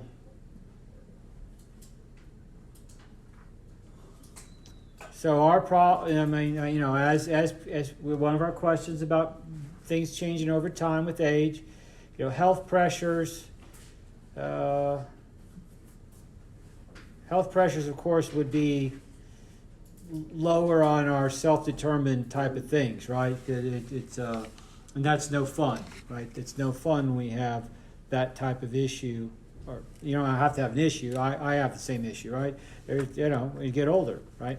And so you try to prevent illness, you try to do whatever, and it's not high on the self-determined list. Is my point. Maybe it's harder as a young person potentially to see those as a reason. Jacob, you're top. Top 2, enjoyment and strength endurance. Okay, awesome. Sandy. Challenge and competition. Okay, Mackenzie. Competition and strength and endurance. Solid. Madeline. Strength and endurance and stress management. Yeah, so I should be keeping notes, but strength and endurance is winning. Lee. Appearance and enjoyment. appearance and enjoyment, yeah. Kelsey, Enjoyment and strength and endurance. yes, there we go. Stira, Mine was weight management and positive health. oh, solid, okay, there we go. So one, we just wanted to know what they are, right? And then we kind of think of how do they line up with self-determined motives. So we have our handout, right? And we go back a page and we look at our figure 3.1 and we kind of see how if they fall anywhere in there, right? And if they don't, they do, they don't, whatever. Sometimes we can see what barriers we might have, right? For most, when I say the majority of people or most people, that just has to be 51%, right? So that means that's the majority. For the majority of people, with Kelsey's insights from her day to day, right? Most people don't feel enough ill health avoidance or health pressures to do something until it's not too late because they're still alive, but much later in the game, right? And so any notion that, any health thing, it can't be that big of a deal if people still smoke cigarettes, right? It just can't be that big of a deal. It just can't be that big of a deal, right? That health pressures, ill health avoidance is that big of a deal because millions and billions of people smoke cigarettes. So it can't be that big of a deal, right? Until it becomes that big of a deal, then it goes into motion, right? And so does anybody, when you look at your list, is anybody go, oh, darn it, that list, so the small circle 1, can you see potential barriers to lifelong physical activity? Again, because of what you filled out. Because of what you filled out, is there a barrier? And there might not be. It doesn't have to be.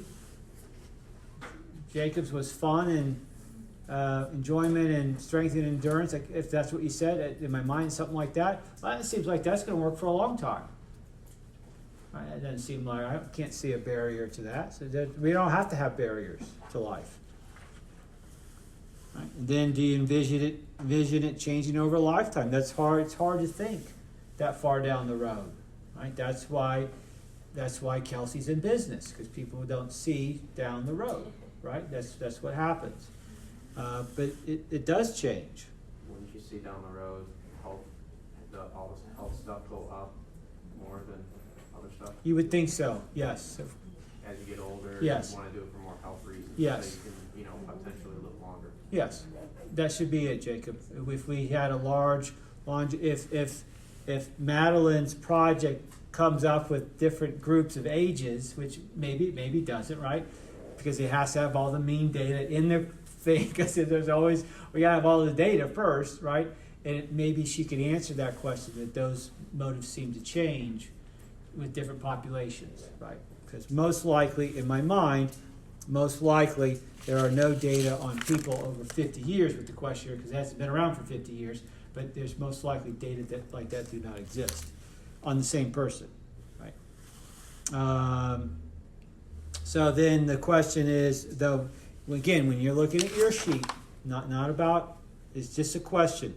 We don't have to always have answers to every question I have on a handout, right? Does it come down to that David Goggins winning mindset stuff? You just got to take the one step, and then the one step becomes two, and so on, and then it rolls, right? And so if that ever becomes your issue, right, then I don't know which one would do it. I would think, again, I don't like the health pressures and health avoidance stuff. It's true. It's all true, right? But I try to put my mind on something else. It might be a high motive, but doesn't mean I have to put my mind on that every time I work out. A challenge is good. I like to challenge stuff, and I do like golfing and playing well. So I find that the motives of things I do are for competitive motives to play well. Dr. Largo, Yes, sir. have you played golf around the nation? Like, have you gone to different golf courses and stuff? No, I just play Meadowbrook Rawls and the Monticello Golf Club. I played in Hawaii and Vancouver, but no, I'm just buy a membership and I wear it out.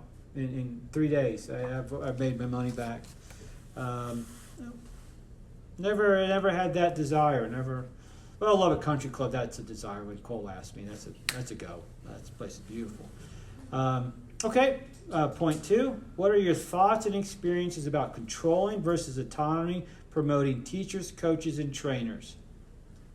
That's a question that we all can answer. What are your thoughts and experiences about controlling versus autonomy, promoting teachers, coaches, and trainers?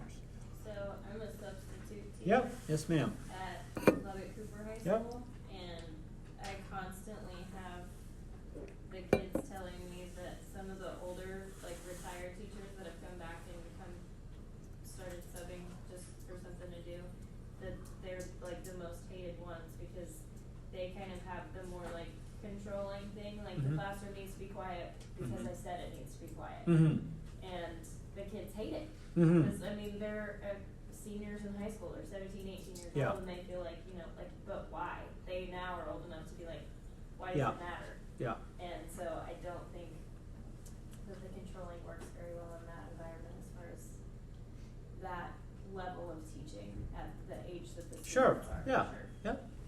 Any other thoughts? Go around. Mackenzie, thoughts? Well, my coaches were always kind of more controlling. Mhm. So I'm like Mhm. used to that, and it didn't really bother me. Mhm. You know? Mhm. But I mean, I guess it really depends on the person how they react to. It does. Yeah. And your age and your other things. Like if it was now, maybe it's not no bueno, right? It's a little more, again, not my age mess up at Snyder, but you're older, so it's not the same. It's not the same deal, right? It's not the same. Yes, sir. No, sir. Yes, ma'am. No, ma'am. I feel like if you're going to be controlling, you just really need to have a good reason for what you're pushing. Sure. on people. Sure. Because eventually they're going to ask why. Yeah, And if they you are. just Yes. say, Yeah. because I said so. Yeah. Now everybody's 4. Right. Yeah, and even 4-year-olds ask now. Right? Well, They just ask 500 times. yeah, 500 times. Yeah. They're not sure they're really asking, but they do it a lot. Anybody else? Thoughts? I mean, I can go on and on and on. Right? That's because I'm 52. Right? So I've had all these different experiences, and I've actually had good outcomes with controlling experiences. Because I just did. What they controlled and said and did actually was right. As much as I hated to believe that it was right, it was right. Okay, so we're gonna talk about affective reflective theory, and then we can make choices of whether we sit and write and turn it in and whatnot, because we are adults, right? Okay, let's switch gears. We're right on schedule. No more ums. It's funny because we have those things where people say is so bad, and Mary and Ian, as homeschoolers, they'll watch shows that are extremely well produced. I mean, they are so well produced on history or science, and I'll sit and watch them. They're just great productions. The room, the lighting, it's so great. And those people say all the time. All the time. People who are lecturing. Great productions. Incredible. One on World War II. It's so good. Affective reflective theory. In brief, Patty Kakakis. We're same age, same class, same everything. He's been at Iowa State his entire career. He is exceptional at what he does. Patty is an exceptional writer. If you take some time to just browse through affective reflective theory, he spends him and the other author, they spend the first 100 pages on telling you why the other things stink before they tell you about theirs. And that's the Patty I know. That's wear you out before he even gets to the point. But he is an excellent academic. He's one of the world's best, and he's studied his whole career on affective emotions. We did the same type of brainwave activity and things like that a long time ago. Okay, I think it's the same boat though. That's my only negative. It's our boat of last week. If we kind of go, these things are interesting enough, they're reasonable enough, but in the end, in the end, people still need to make a choice, right? And if the consequence isn't perceived to be, the consequence of not doing it doesn't outweigh doing it, then the behavior in question is probably not going to happen, right? It just doesn't happen, and you can go on and on and on about it because it's true. It just seems that way, right? And so unless I find a motive, or if I fill out the other side and find a gain, right? Unless those are there, I don't see. I love the bowl, right? I love the bowl, in parentheses, when it's free. I love it. It's so much fun. And so I can do a motive, an enjoyment scale, an intrinsic motivation thing, and it's off the charts until I have to pay for it, right? Because I know 126 isn't a good score. I know that, everybody. But it's my score. That's who I am, right? You get a little turkey here and there to get, because I'm going poorly, and then you get the 3 strikes in a row, and it gets you, it gets you going. And then it's time to go again. And so Ian and I would go. See, this is the thing, right? Here it goes. I'll be CEO Coca-Cola. Do my stuff. Do my side to side. Here I go, right? And we'd go do it, right? Because I was filming it for the book, right? For the ebook, and I go to the bowling alley place with that guy. He was bald, and it's like, boop, Sandy. I'm talking hole in one every time. It is incredible, the skill. And you're sitting there watching somebody. It's like blah blah blah blah blah blah. I said, oh yeah, we want lessons. Oh yeah, amen, brother. These 2 guys want to be bowlers, right? Until, well, I don't have any bowling shirts and stuff like that. I don't really fit in. I don't smoke. I don't drink. I don't really, I don't fit in into the crowd. And I would have to go at night. It'd have to be disco night and this and that and the next thing. And it all adds up. And then it just, see, I could love it, but I don't have to do it, right? Because I didn't see the gain in the end, right? The gain in the end was that Ian, Michael, and I would do something together. Because everybody, our ages are all, it's also, so different, right? But you know what we could do that we had a great time doing? Does anybody know? You know what we did? We just did Wii bowling. We did Wii Sports Resort at home. God, is that fun? God almighty, is that fun? We had the competitions at the house for Christmas, Thanksgiving, when everybody's home. On Dance Dance, I'm talking, nobody is doing the tango, right? I am, right? We loved all of it. We love all of it because of what? What happens? We've got the relatedness is off the charts, right? Because family is fun. It's absolutely fun. I don't have to go outside of things, right? I don't have to go that far out, right, to make things enjoyable, fun, motivating, whatever. Maybe sometimes it's when we stretch too far to make it what it's really not, right? So what it's really not is that Ian and I are going to become the first, who knows, dad-son combo to win the World Bowling Championship. Ain't not happened. We haven't gone since. It's been a decade. Right? That's the best part of this story. It's been a decade, right? So affective reflective theory. I can get off the charts in 1 second or less of positive emotions. On the figure, it makes sense, and that's why it's just like, without some emotion up here, it's just like, it's just one more of these things. It's, one more of these things. Well, obviously, when the red glove overtakes the blue glove, then it's no fun, right? Unless we go back to our motives and our gains.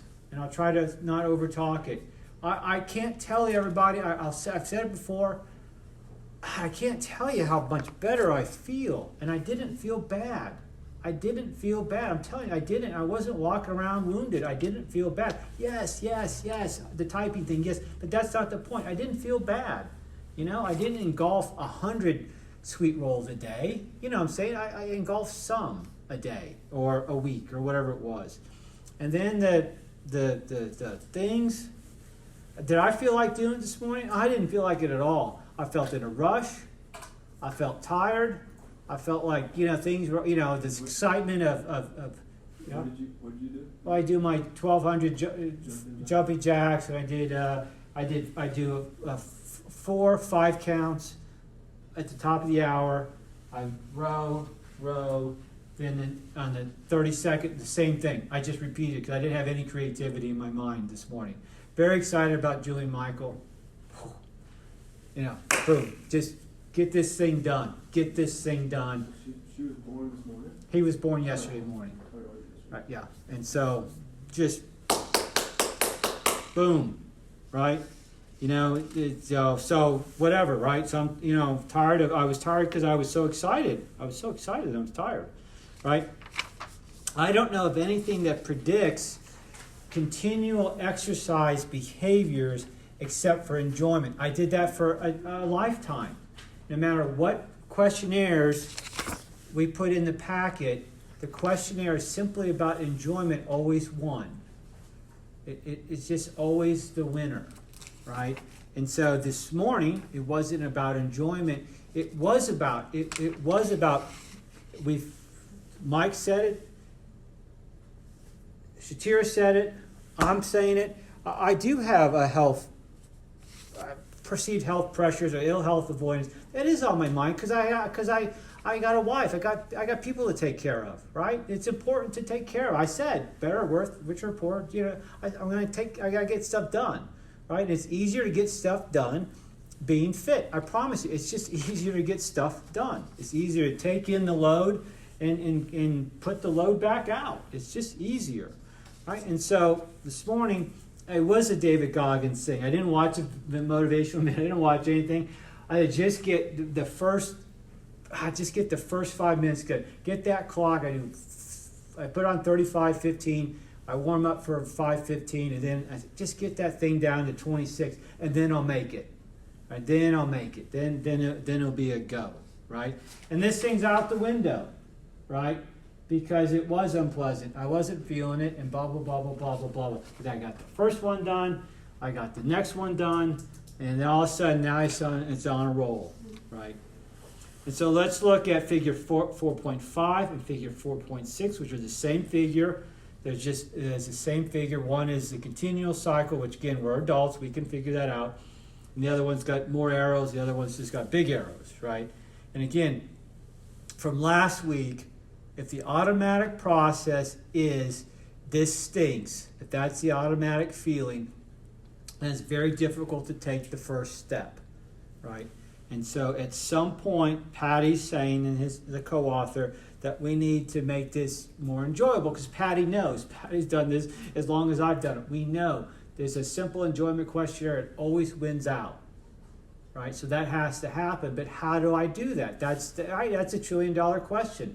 How does that happen? Well, it happens taking a walk around the block with a friend. That's how it happens. It happens with lifting weights together as a team. That's how it happens. It happens by doing dance, which could be a sweat bath at the house, right? And it happens with, we had the hand sensor one, and we do boxing. We come out in robes and the whole thing, and just go. It's go time, and it's absolutely super fun. And nobody thought of it as an exercise session. It's just super fun, right? Those are fun things.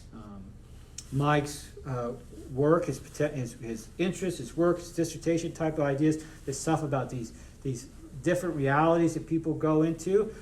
Again, it's a go to me. It's a go to me.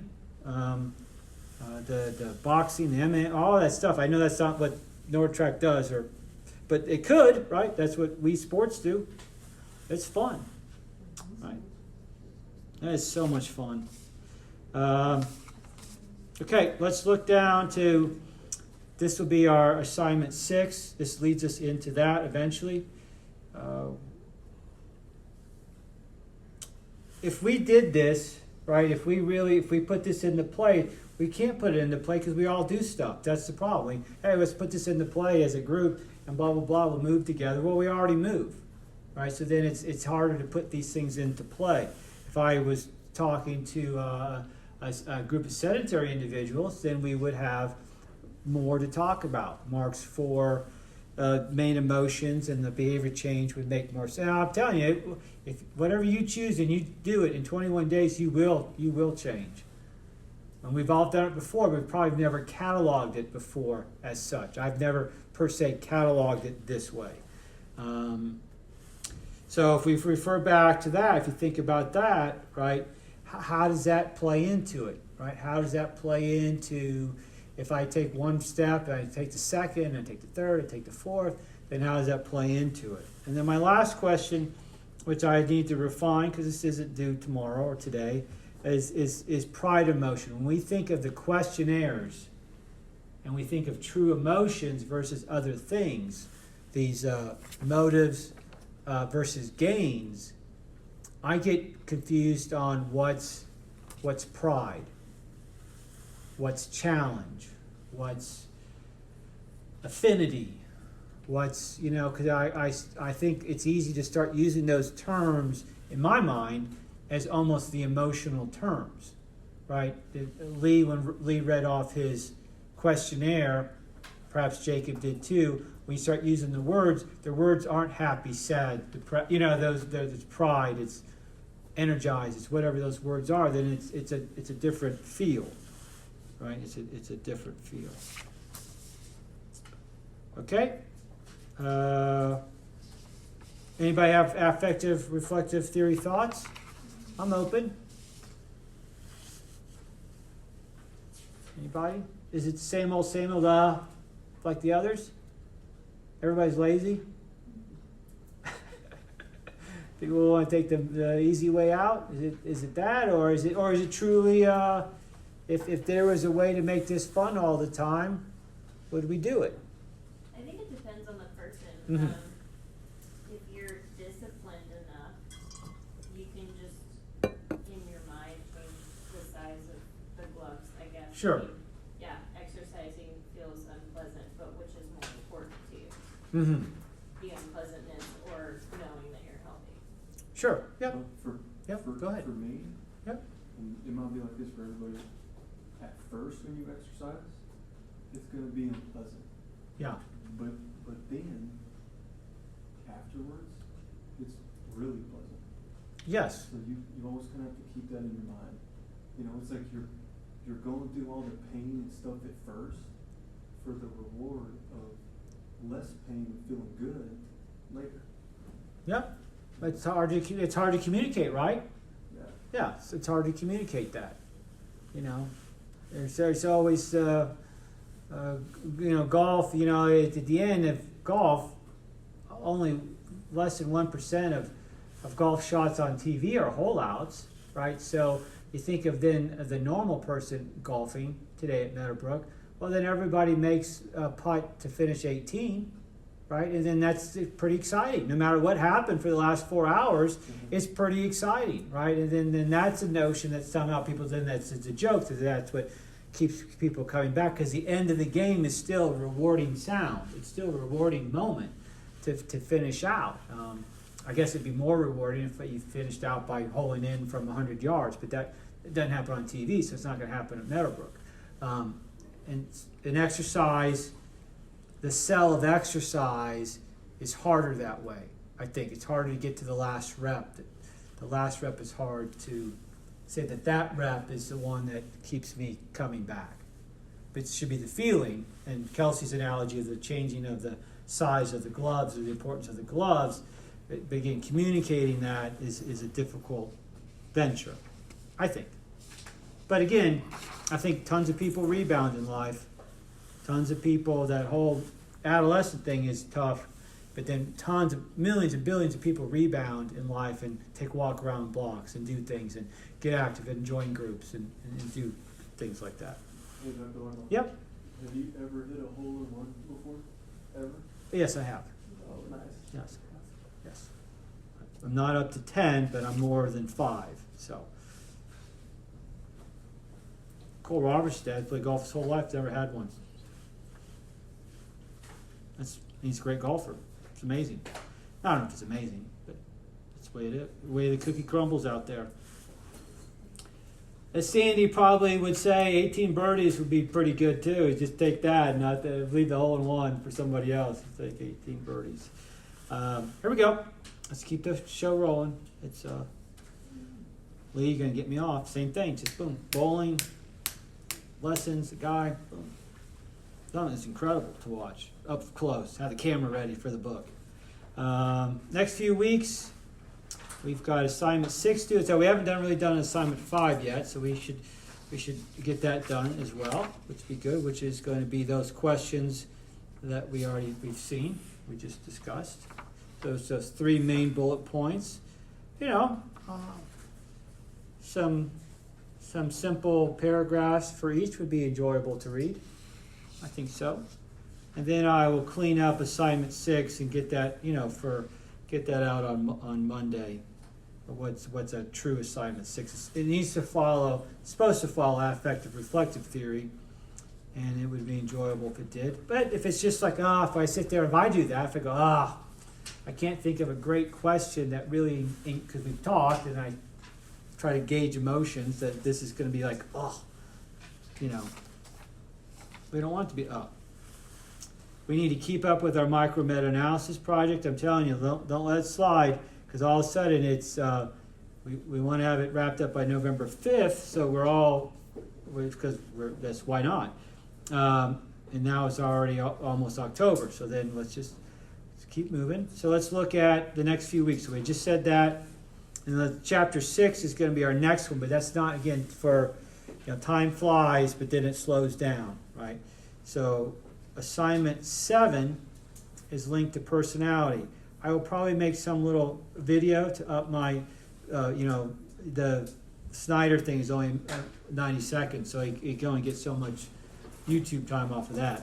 But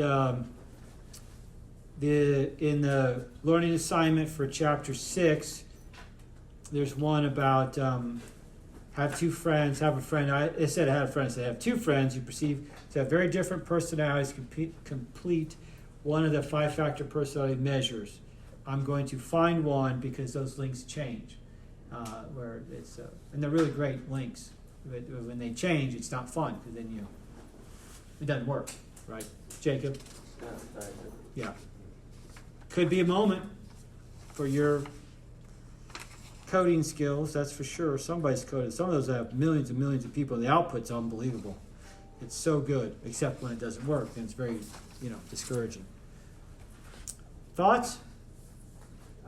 Yeah. Where does it say assignment 5 on here? Does it? Yeah, it does. Sure. It's on the bottom of one. It's on the top of a page. It says class discussion topic assignment 5. We don't meet until the 22nd. That's right. That's right. So we're not back for the next couple of weeks. 3, in fact. 3. Everybody? Good? You want that due at the same time as assignment 6? Say that one more time. Do you want that to be submitted at the same time as assignment 6, or do you want? I think assignment 5 and 6 can be due next Friday by noon, Sandy.